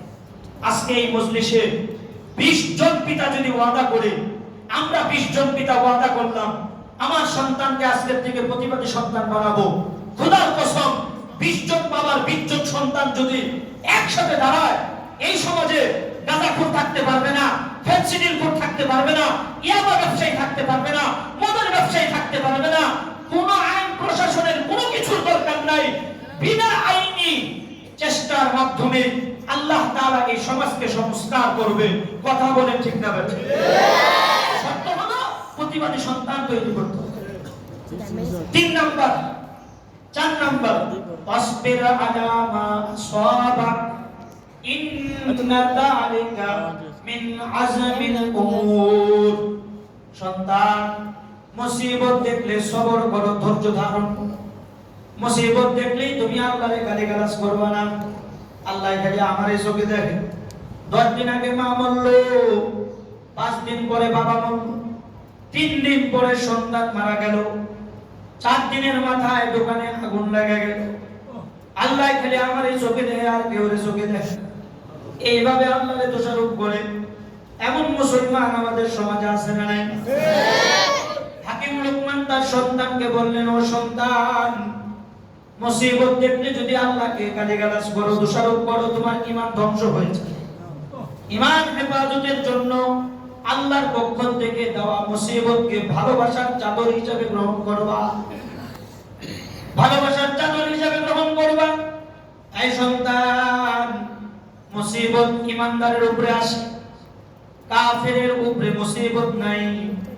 মনে মনে প্রশ্ন করতে পারেন, হুজুর কত কাফেরের তো জ্বর আনতেছে, কাফের মুশরিকরাও তো ডাক্তারখানায়, মেডিকেলে, হাসপাতালে ভর্তি, কত কাফের জ্বরে ভুগতেছে, ঠান্ডায় ভুগতেছে, করোনায় ভুগতেছে। হুজুর কাফেরের উপরেও তো মুসিবতের শেষ নাই। হাদিসে পাকের মধ্যে আছে কাফেরের জন্য জ্বর এটা আল্লাহর পক্ষ থেকে আযাব, কাফেরের জন্য ঠান্ডা এটা আল্লাহর পক্ষ থেকে আযাব, কাফেরের জন্য স্ট্রোক এটা আল্লাহর পক্ষ থেকে আযাব, কাফেরের জন্য প্যারালাইসিস এটা আল্লাহর পক্ষ থেকে আযাব। আর মুসলমানের জন্য জ্বর আল্লাহর পক্ষ থেকে নিয়ামত, মুসলমানের জন্য ঠান্ডা এটা মুসিবত আল্লাহর পক্ষ থেকে নিয়ামত, মুসলমানের জন্য স্ট্রোক আর প্যারালাইসিস আল্লাহর পক্ষ থেকে নিয়ামত। জোরে কথা বলেন ঠিক না ঠিক? আল্লাহ ঈমানদারকে পরীক্ষা করার জন্য ঘন ঘন মুসিবত দেয়। আর সেই মুসিবত পাইলে যদি আমরা পাগল হয়ে যাই, আল্লাহরে গালি দেওয়া শুরু করি, ঈমান থাকবে না। পৃথিবীতে এমন এক জামানা ছিল যেই জামানায় মুসিবত না আসলে আল্লাহর কাছে দোয়া করছে, আল্লাহ আমার স্বামীর উপরে কোনো মুসিবত নাই। স্ত্রী দোয়া করছে। সাহাবী বিয়ে করছে 10 বছর। কত বছর? 10 বছর বিবি সংসার করতেছে। একদিন ঠান্ডাও লাগতে দেখে না, স্বামীর একদিন জ্বরও আসতে দেখে না, প্যারালাইসিসও হইতে দেখে না, অভাব টভাবও দেখে না, ব্যবসায় লস গেছে এরকম বিষয়ও নেই। তাই বিবি যায় নামাজে দাঁড়ায় দোয়া করে আল্লাহর কাছে, আল্লাহ 10টা বছর যাবত আমার স্বামীর ঘরে আমি, আয় আল্লাহ 10 বছরের ভিতরে স্বামীরে একদিন কাজ দিতেও দেখলাম না। এ আল্লাহ 10 বছরের ভিতরে আমার স্বামীর একদিন জ্বর আনতে দেখলাম না। আসমানের মালিক যার উপরে মুসিবত নাই ও আল্লাহর পেয়ারা বান্দা হইতে পারে। এটা রাসূলের কথা। আল্লাহর পেয়ারা যারা তাদের উপরে ঘন ঘন মুসিবত আসে। তাহলে কি আমার স্বামী তোমার কাছে এখনো পর্যন্ত পেয়ারা বান্দা হইতে পারে নাই? আমার স্বামীটা আমার কাছে কত ভালো। আমার স্বামী কোনোদিন আমাকে গালি দেয় না, আমার স্বামী কোনোদিন আমার গায়ে হাত উঠায় না, আমার স্বামী কোনোদিন আমি চেয়েছি এমন কোন জিনিস চাওয়ার আগে আগে আমার সামনে উপস্থিত করেছে। এত ভালো একজন স্বামী, কিন্তু বড় আশ্চর্যের ব্যাপার আমার স্বামীটা তোমার পেয়ারা বান্দা হইতে পারে না। আয় আল্লাহ আমার স্বামীকে ছোট্ট একটা মুসিবত দেয়া হলেও তুমি তোমার পেয়ারা বান্দা বানায় নাও। 10 বছর নামাজের মধ্যে দোয়া করছে। হঠাৎ একদিন স্বামীকে ডাক দেয়া কয়, স্বামী আপনি আজকে এখন এই মুহূর্তে আমারে তালাক দিবেন। স্বামী আশ্চর্য হয়ে গেল। স্ত্রীরে ডাক দেয়া কয়, ও প্রাণের স্ত্রী, তুমি আমার কাছে তালাক চাও, ঘটনা কি? তুমি আমার কাছে কোনো কিছু আবদার করছো, আমি তোমাকে দেই না এমন কোনো বিষয় তো হয় নাই। চাওয়ার আগে আগে সব জিনিস দিয়ে দিয়েছি। ও আমার প্রাণের বিবি, আমি 10 দিনের জন্য বিছানায় কোনোদিন পড়ে থাকি নাই যে তুমি আমার খেদমত করতে করতে পেরেশান। বিবি তুমি কেন আমার কাছ থেকে তালাক চাও?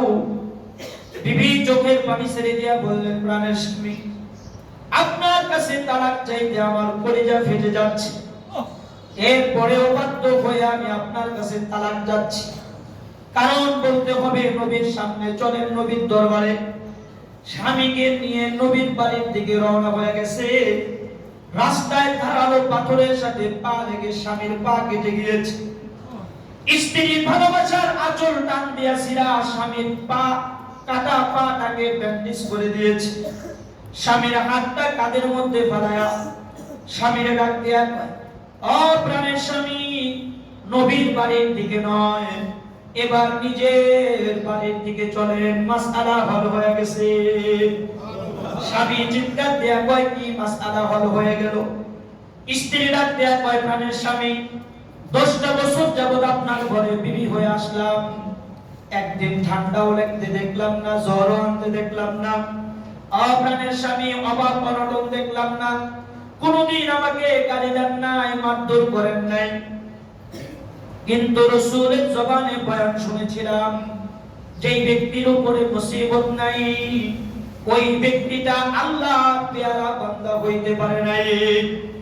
10 বছর ধরে আমি এই চিন্তায় ছিলাম, তাহলে আমার স্বামীটা আল্লাহর পেয়ারা বান্দা হয় নাই। আল্লাহর কাছে 10 বছর পর্যন্ত দোয়া করলাম, আল্লাহ যেন ছোট্ট একটা মুসিবত দেয়া হলেও আপনাকে আল্লাহর পেয়ারা বান্দা বানায় নাই। 10 বছরের দোয়া আল্লাহ আজকে কবুল করেছে। আপনাকে ছোট্ট মুসিবত দিয়ে আল্লাহ আপনার পেয়ারা বান্দা বানায় দিয়েছে। সুতরাং আর তালাক নয়, আজকে থেকে আপনার খেদমত করে করে আপনার পায়ের নিচে রাখা জান্নাতের মালিক হয়ে কবরে যেতে চাই। জোরে বলতে একটু আল্লাহু আকবার। হাকিম লুকমান তার সন্তানকে এই নসিহতগুলো বললেন। আল্লাহ তাআলা জিবরাইল আমিনকে ডাক দিয়ে বললেন, ও জিবরাইল, কথাগুলোকে রেকর্ড করো, এগুলোকে আমি কোরআনের আয়াত বানায়া বানায়া জমিনে পাঠাবো। জোরে বলেন আল্লাহু আকবার। ও মেরে মুহতারাম দোস্ত, প্রতিটি পিতা, আজকে এখানে যত পিতা জমা হয়েছেন সমস্ত পিতাদের জন্য নসিহত, নিঃস্বার্থ ভালোবাসা দেওয়া শিখবো ইনশাআল্লাহ। বলেন ইনশাআল্লাহ। সন্তানকে নিঃস্বার্থ ভালোবাসা দিব। বাতের পেলের সামনে দিয়ে এই কথা বলবো না, চুরি করবি না, ডাকাতি করবি না, সন্ত্রাসী করবি না, চাঁদাবাজি করবি, এত কিছু দেখার দরকার নাই। দেখা 1000 দরকার, কিস্তি চালাই তুইব। আসলে এমন পিতা আছে না? কয়নি এই কথা কয়নি? হাকিম লুকমান নসিহত করে কি, আর আমাদের সমাজের পিতারা নসিহত করে কি?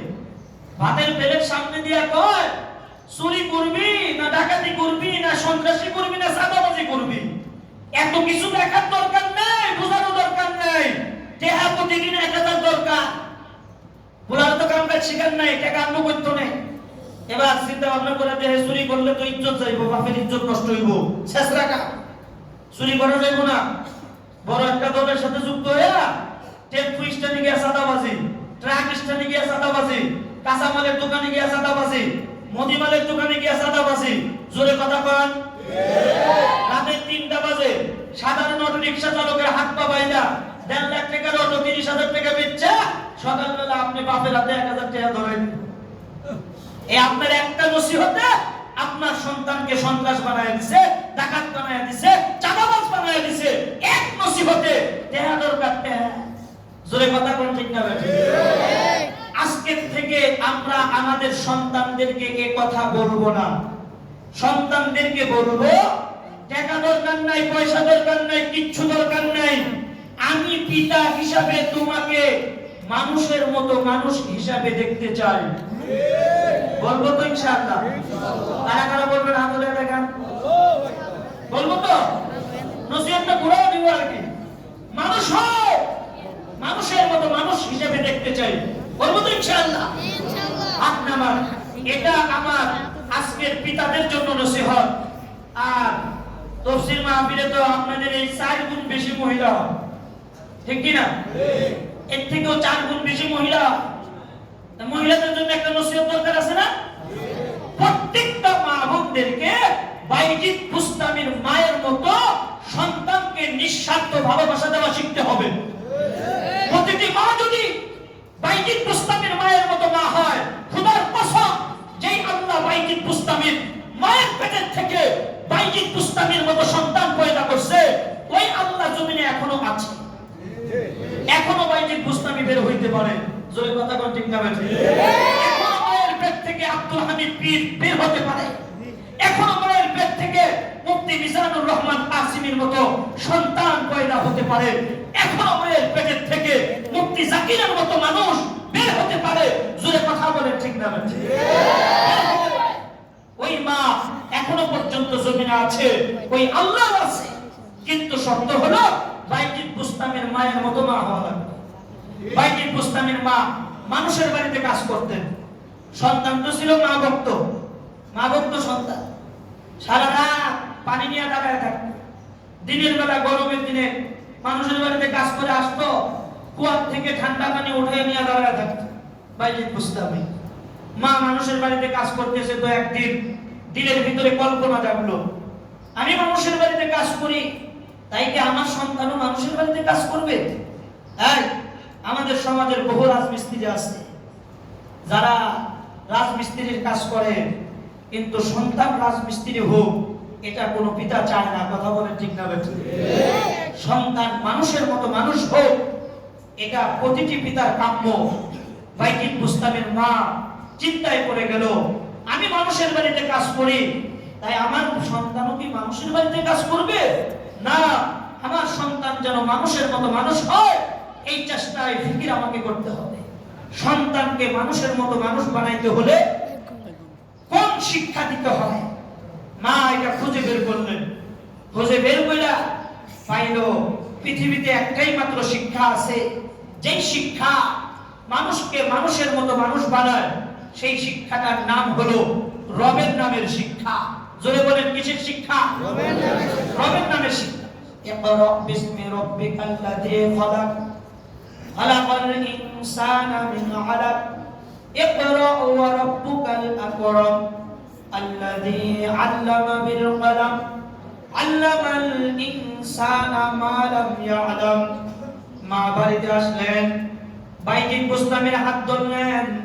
ও বাইজিদ, আমি তোমার কাছে টাকা চাই না, পয়সা চাই না, কামাই রুজি খেতে চাই না, আমি মা চাই, তুমি মানুষের মতো মানুষ হয়ে যাও। ও বাইজিদ, তোমাকে মানুষের মতো মানুষ বানানোর জন্য, আমি তোমাকে রবের নামের শিক্ষায় শিক্ষিত বানানোর জন্য আমি তোমাকে রবের নামের শিক্ষার বিদ্যালয়ে ভর্তি করতে চাই। ভর্তি হইবা।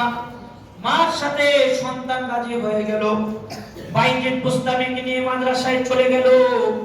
বাইজিদের উস্তাদকে গিয়ে বললেন, ও উস্তাদ, ৮-১০টা সন্তানের ভর্তি ফরম যেমন হবে, আমার সন্তানের ভর্তি ফরমটা তেমন হবে না, আমার সন্তানের ভর্তি ফরমটা একটু ভিন্ন হবে। কি ভিন্ন হবে? আমার সন্তানের ভর্তি ফরমের অভিভাবক অঙ্গীকারনামার মধ্যে নতুন একটা অঙ্গীকারনামা যুক্ত করতে হবে। কি অঙ্গীকারনামা? হুজুর আপনি লেখেন, অঙ্গীকারনামার ভিতরে যতদিন পর্যন্ত আমার বাইজিদ মানুষের মতো মানুষ না হবে, বড় আলেম না হবে, ততদিন পর্যন্ত আমি মা বাইজিদকে দেখতে আসব না। আমার সন্তান বাইজিদ যতদিন পর্যন্ত বড় আলেম না হবে, ততদিন পর্যন্ত আমার বাইজিদ তার মাকেও দেখবে না। দুইটা শর্তের উপরে মা সন্তান স্বাক্ষর করে দিল। কয়েকদিন যেতে না যেতে ছোট্ট বাইজিদের দিলের মধ্যে মায়ের প্রতি ভালোবাসা উতলায়া উঠছে, কান্না শুরু করছে মাকে দেখার জন্য। আহারে, কতদিন হয়ে যায় মাকে দেখে না। উস্তাদের কাছে গিয়া বললেন, ও উস্তাদ, আমার মাকে দেখার জন্য একদিনের ছুটি কি দেওয়া যাবে? উস্তাদ বললেন, বাইজিদ, সবে মাত্র ভর্তি হইলা, কিছু এলেম তো অর্জন করো, এরপরে মাকে দেখার নিয়ত করো। ছোট্ট বাইজিদ মাকে উস্তাদকে প্রশ্ন করলেন, উস্তাদ, মাকে দেখার জন্য কি পরিমাণ এলেম অর্জন করতে হবে? উস্তাদ ডাক দিয়া বললেন, বাইজিদ, কম পক্ষে 20 পারা মুখস্থ করো, এরপরে মাকে দেখার নিয়ত করো। বাইজিদ বুস্তামি পারা মুখস্থ করা শুরু করলেন। অল্প কিছু দিনের মধ্যে একেবারে 24 পারা মুখস্থ করে উস্তাদের সামনে হাজির হয়ে গেল। উস্তাদকে দেখে বললেন, উস্তাদ, আপনি আমাকে 20 পারা গণনি দিয়েছিলেন, আমি বাইজিদ মাকে দেখার জন্য 24 পারা মুখস্থ করে ফেলাইছি। ও উস্তাদ, আমার মাকে দেখার জন্য একদিনের ছুটি কি দেওয়া যাবে না? বাইজিদের উস্তাদ চোখের পানি ছেড়ে দেয়া বাইজিদকে ছুটি দিয়া দিল। মা দূর থেকে বাইজিদকে দেখা ঘরের ভিতরে ঢুইকা দরজা বন্ধ করে দিল। দরজার সামনে দাঁড়ায়া বাইজিদ মা মা করে ডাকে, ও মা, দরজা খুলো, তোমার বাইজিদ আসছে। বাইজিদ বুস্তামির মা ঘর থেকে আওয়াজ দেয়া বলে, কে তুমি? কি তোমার পরিচয়? ভিন্ন পুরুষের সামনে যাওয়া আমি মায়ের জন্য হারাম। আমার চেহারা ভিন্ন কোনো পুরুষ দেখতে পারবে না। আমার সন্তান বাইজিদ মাদ্রাসায় পড়ে। বাইজিদের মা কথা শুনে না বাইজিদ হাউ হাউ করে কান্না শুরু করছে। ও মা, আমি তোমার ছোট্ট বাইজিদ, অল্প দিনের মধ্যে আমি 24 পারা মুখস্থ করছি। মা, আনন্দের সংবাদ শোনানোর জন্য তোমার কাছে আসছি। মা, একটু দরজা খুলো, তোমার হীরা পুরা সন্তান তোমার পুরানি চেহারাটা দেখে মাদ্রাসায় চলে যাবে। মা, মা চিৎকার দিয়া বলে, না, তুমি আমার বাইজিদ না, আমার বাইজিদ তো মাদ্রাসা, আমার বাইজিদ মায়ের সাথে দেওয়া ওয়াদা খেলাপ করতে পারে না, আমি মাও ওয়াদা খেলাপ করতে পারি না। চলে যাও, মাদ্রাসায় চলে যাও। বাইজিদ বুস্তামি সারাদিন চেষ্টা করার পরে ব্যর্থ হয়ে চলে গেল মাদ্রাসায়। মাদ্রাসায় যাওয়ার পরে উস্তাদ জিজ্ঞেস করলেন, বাইজিদ মাকে কেমন দেখলা? বাইজিদ বুস্তামি চোখের পানি ছেড়ে দিয়া বললেন, উস্তাদ মা বড় নিষ্ঠুর হয়ে গেছে, একটা বারের জন্য মা আমাকে দেখলো না, তাকায় দেখলো না। ও উস্তাদ জি, এখন মার অনুমতি ছাড়া আমি বাড়িতে গেলাম, মা যদি আমাকে বদদুয়া দেয় আমি সন্তান ধ্বংস হয়ে যাব। ও উস্তাদ, মায়ের বদদুয়া থেকে কিভাবে বাঁচা যায়? উস্তাদ বললেন, বাইজিদ তুমি মায়ের আশা পূর্ণ করো, বড় আলেম হও, মা তোমার উপরে দেওয়া বদদুয়া উঠায় নিবে। বাইজিদ চেষ্টা করে শুরু করলেন। অল্প কিছুদিনের মধ্যে বাইজিদ বড় আলেম হয়ে গেল। দোস্ত, রাতের বেলা উস্তাদ আর বাইজিদ ঘুমিয়ে গেছে।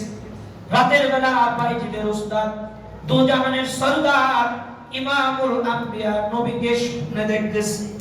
নবী স্বপ্ন যুগে বাইজিদের উস্তাদকে ডাক দিয়া বললেন, আ বাইজিদের উস্তাদ, ঘুম থেকে উঠো, আমি নবীজি তোমাকে বলতেছি আমার বাইজিদের মাথায় আগামী কালকে ইলমের পাগড়ি পরানো হবে। ও বাইজিদের উস্তাদ, আগামী কালকে আমার সন্তানের মাথায় শুধু ইলমের পাগড়ি নয়, ইলমের পাগড়ির পাশাপাশি আমার সন্তানের মাথায় মারিফাতের পাগড়িটাও দিবা। আমার বাইজিদ শুধু জগৎ বিখ্যাত আলেম হয় নাই, আমার বাইজিদ মারিফাতের শ্রেষ্ঠ সম্রাট হয়েছে। মানুষের অপরিষ্কার দিন ঝাড়ু দিবে আধ্যাত্মিক জগতের শ্রেষ্ঠ সম্রাট বাইজিদ ইলমের পাগড়ির পাশাপাশি মারিফাতের পাগড়িটাও পরায় দিবেন। জোরে কন্যাই তো আল্লাহু আকবার। ছোট্ট বাইজিদ ইলমের পাগড়ি আর মারিফাতের পাগড়ি নিয়ে বাড়ির দিকে রওনা হয়ে গেছে। মা দূর থেকে বাইজিদকে দেখে মুসাল্লাটা জমিনে লাগায়া 2 রাকাত নামাজের নিয়ত করে দাঁড়ায় গেছে। শুকরিয়া, 2 রাকাত নামাজ, আমার সন্তানকে আমি আলেম হিসেবে দেখতে চেয়েছিলাম, আমার আল্লাহ আমার দোয়া কবুল করছে। শুকরিয়া নামাজের জন্য দাঁড়ায় গেছে। এবার দ্বিতীয় রাকাতে দ্বিতীয় সিজদার করতে গিয়া মা নিঃস্বার্থ ভালোবাসার একটা দোয়া করা শুরু করছে। ও পিতারা, ও মায়েরা, এই দোয়াটা সবাই খেয়াল রাখো। বাইজিদের মা সিজদার মধ্যে গিয়া দোয়া করা শুরু করছে, আল্লাহ আমি আমার সন্তানের কামাই খাওয়ার জন্য সন্তানকে মানুষ বানাই নাই। ও আসমানের মালিক, আমি মা বাইজিদের কাছ থেকে খেদমত নেওয়ার জন্য আমার বাইজিদকে আলেম বানানো হয় নাই, আমার বাইজিদকে আলেম বানাইছে কোরআন হাদিসকে খেদমত করার জন্য। সে তোমার গোলামি করবে, তোমার খেদমত করবে।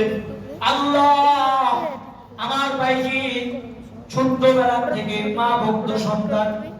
ও আসমানের মালিক, আমার বাইজিদ একটা ঘন্টাও যদি পায় আমি মায়ের খেদমতে লেগে থাকবে। আমি মাকে ছেড়ে বাইজিদ কোথাও যাবে না। আমি মা যদি একটা ঘন্টাও জমিনে বেঁচে থাকি, বাইজিদের জীবন থেকে একটা ঘন্টাই নষ্ট হয়ে যাবে। বাইজিদ আমি মায়ের খেদমতে শুধু করবে, কোরআন হাদিসের খেদমতের সাথে বাইজিদ লেগে থাকবে না। সুতরাং আমি মা চিন্তা ভাবনা করে দেখলাম, আমি মা জীবিত থাকলে বাইজিদ ইলম বিতরণের কাছে আমি মা বাধা হয়ে যাব। সুতরাং আমার বাইজিদের কোরআন হাদিসের খেদমতে আমি মা বাধা হই, এটা আমি চাই না। আয় আল্লাহ, তুমি আমার আজকের শুকরিয়ার নামাজকে শেষ নামাজ হিসাবে কবুল করে নাও। এই সিজদাই তুমি আমার জীবনের শেষ সিজদা বানায়া দাও। আয় আল্লাহ, আমার বাইজিদ আর যেন কোনোদিন আমাকে মা বলে ডাকতে না পারে। সিজদারত অবস্থায় তুমি আমি বাইজিদের মাকে তোমার কাছে নিয়ে যাও, জান্নাতি বানায়া দাও। দোয়া করতে দেরি হইছে, বাইজিদের মায়ের দোয়া আল্লাহ কবুল করতে আর দেরি করে নাই। সিদ্ধান্ত অবস্থায় বাইজিদের মায়ের প্রাণ পাখিটা উইরা জান্নাতি হয়ে গেছে। জোরে বলেন আল্লাহু আকবার। এবার বাইজি মায়ের লম্বা সিজদা থেকে সন্দেহে পড়ে গেছে, মা কেন সিজদা থেকে মাথা উঠায় না। মাকে ডাকতেছে, ও মা ওঠো মা, মানুষের বাড়ি থেকে কাজ শেষ করে তুমি বাড়িতে আসলে আমি তোমার জন্য ঠান্ডা পানি নিয়ে দাঁড়ায় থাকতাম। ও মা গরম পানি নিয়ে সারা রাত তোমার জন্য দাঁড়ায় থাকতাম।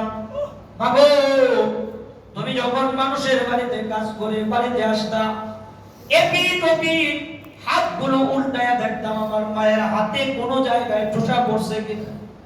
মা রাতের বেলা ঘুম ভেঙে যেত, তাকায়া তাকায়া দেখতাম তুমি শরীরের ব্যথায় জমিনে কাতরাইতেছো। ও মা একাধিক রাত আমি ছোট্ট ভাই যে তোমার পা মেসেজ করে দিয়েছি, হাত মেসেজ করে দিয়েছি। মাগো তোমার সন্তান মানুষের মতো মানুষ হয়ে আসছে, আজকের থেকে তোমার আর কোনো কষ্ট নাই, ওঠো মা।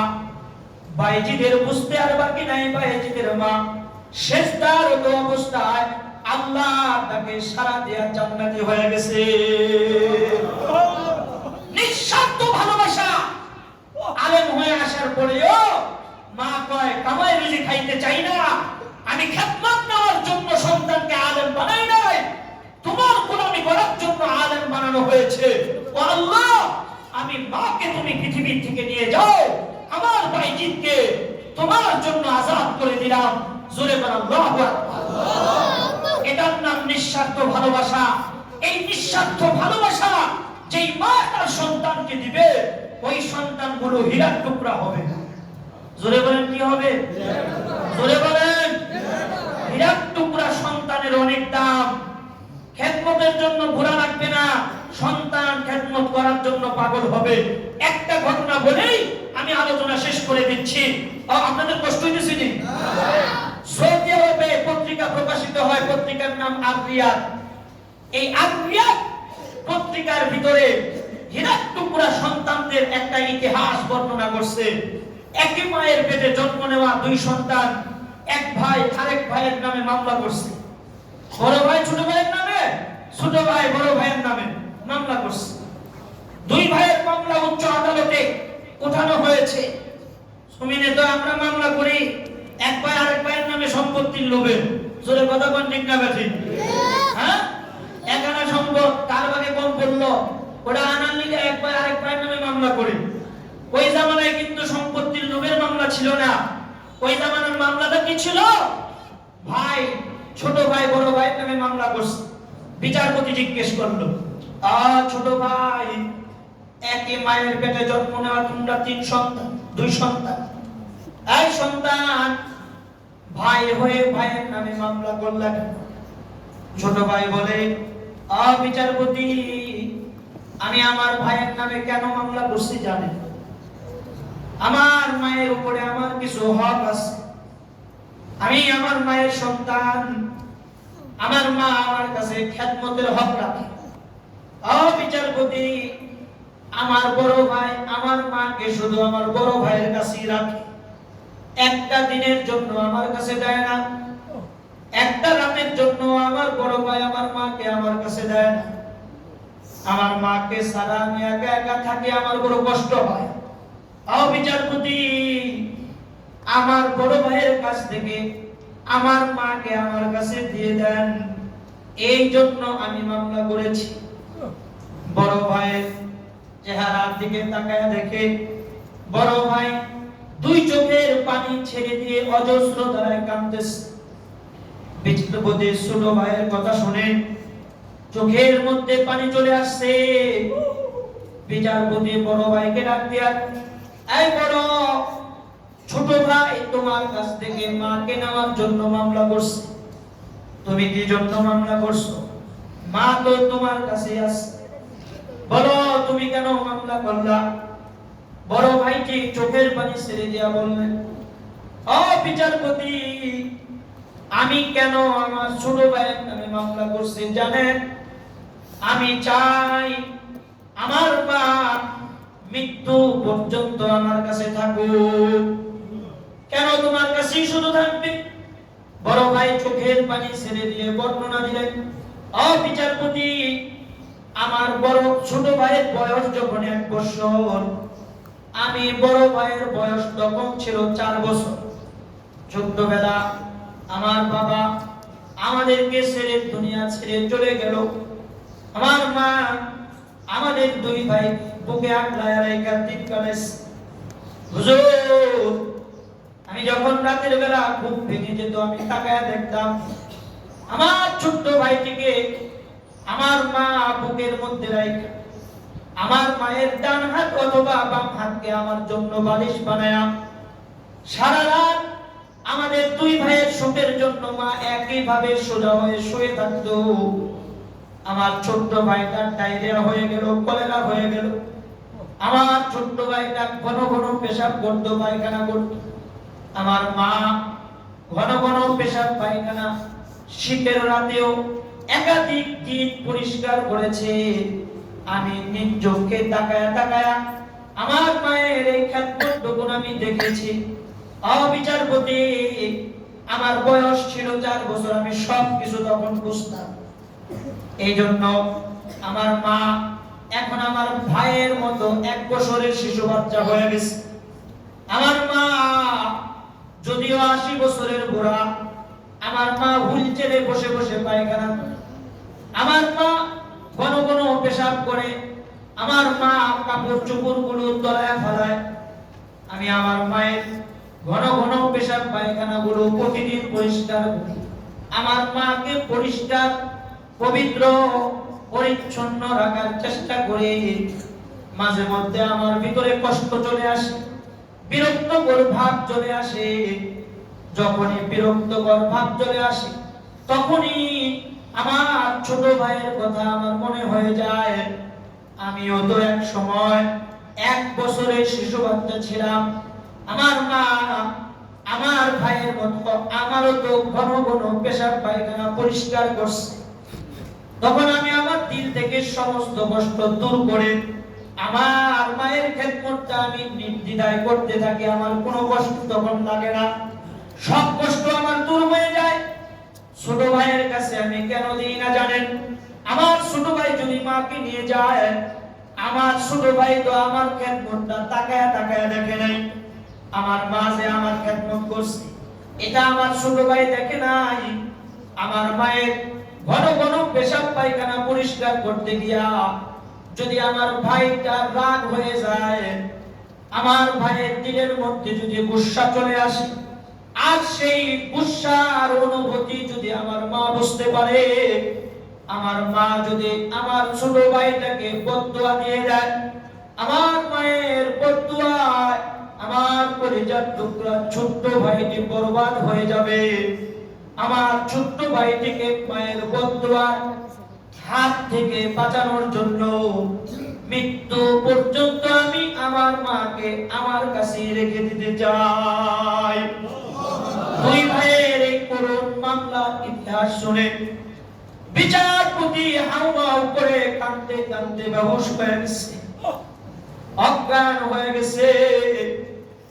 2 ভাইকে বুকের মধ্যে জড়ায় গালে চুমা কপালে চুমা খায়া বললেন, ভাইরে, কোন মায়ের পেটের থেকে তোরা জন্ম নিয়েছো? ভাই, ওই মাকে দেখতে হবে।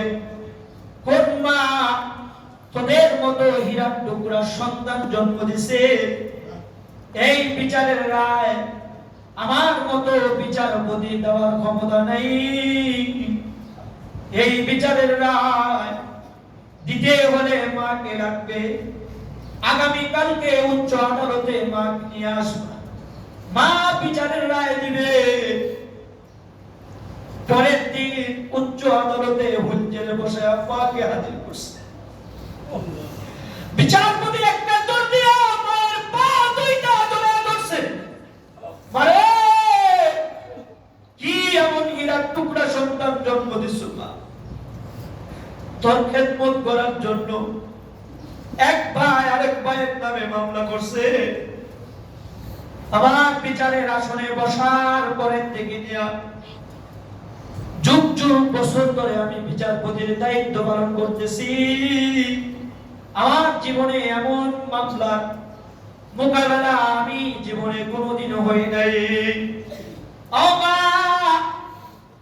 এমন বিচার আমার উচ্চ আদালতে জীবনে কোনোদিন আসে নাই। ভাই ভাইয়ের নামে মামলা করে সম্পত্তির লোভে, এক ভাই আরেক ভাই ভাইয়ের নামে মামলা করে টাকার লোভে।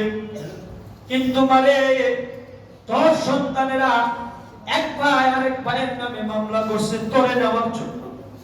ও মা, দুটোটা সন্তান তোর হীরার টুকরা সন্তান। মারে এই বিচারের রায় দেওয়ার ক্ষমতা আমার নাই। ও মা, তুমি আজকে বিচারের রায় দিয়ে দাও। যেই সন্তানের কাছে তুমি যেতে চাও ওই সন্তানের কাছে তুমি যেতে পারবা, এটা তোমার এখতিয়ারের মাসআলা। মা বিচারপতিকে ডাক দিয়া বললেন, বিচারপতি, আমার